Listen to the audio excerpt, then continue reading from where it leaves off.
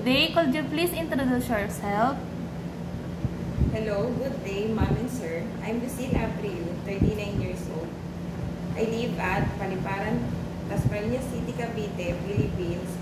I am college level studied hotel and restaurant management. I'm single parent. I have two kids, ages 10 and 16 years old, and I have two siblings, brothers, ages 45 and 37 years old. Okay, tell me about your working experience as a domestic helper. I work as a domestic helper in the Philippines from April 2020 to December 2020. So, how many helpers in the house? I'm just the only one. Did you renew your contract? No, because I want to experience and work abroad as a domestic helper in the other countries. Okay, what will you do in the house start from the morning? First thing in the morning, I will fix myself and then I will prepare and cook the food of my employer. Then I will clean the house, including the windows and walls. I do the laundry, ironing the clothes, and if my employer has a car, I will do clean and wash them. Okay, why do you want to work in Hong Kong?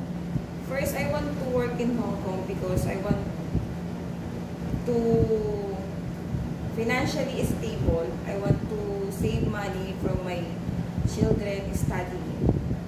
How can you manage your homesick?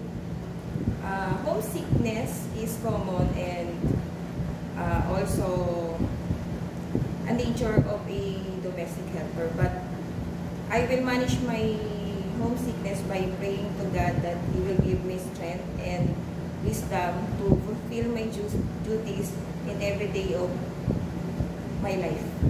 Tell me about your experience in taking care of newly born baby. As a mother,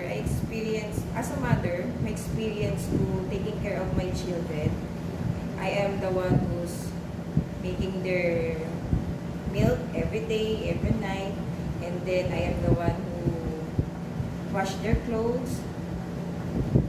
I am the one who changing their diapers and then taking care of their vitamins. What will you do if the baby has a fever? First thing that I will do is to check the temperature of the baby, and then I will inform my employer about what's happening to the baby. Do you have experience of taking care of elderly? I don't have experience, but I have a 72 years old mother, and I am the one who's taking care of her, and I love and respect my mother too much. Okay, can you promise not to break your 2 years contract, and how could you manage it? Yes, I promise to not break my 2 years contract by showing my positive attitude to my employer and making my promise that whatever commitment I have and sign to my contract, I will fulfill it. Okay, can you sing a song like nursery rhymes? Yes.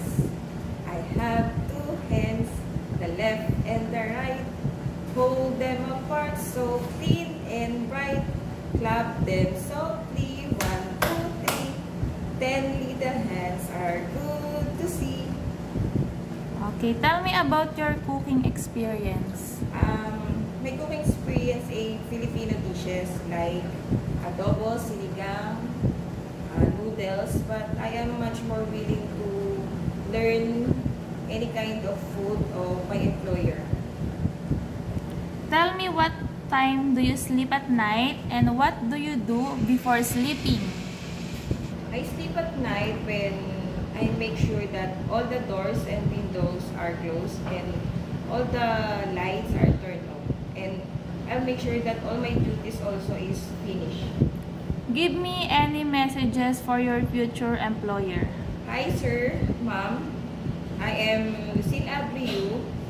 Please choose me to be your domestic helper, and I'll make sure that, and I promise that I will hard work and honest and trustworthy person.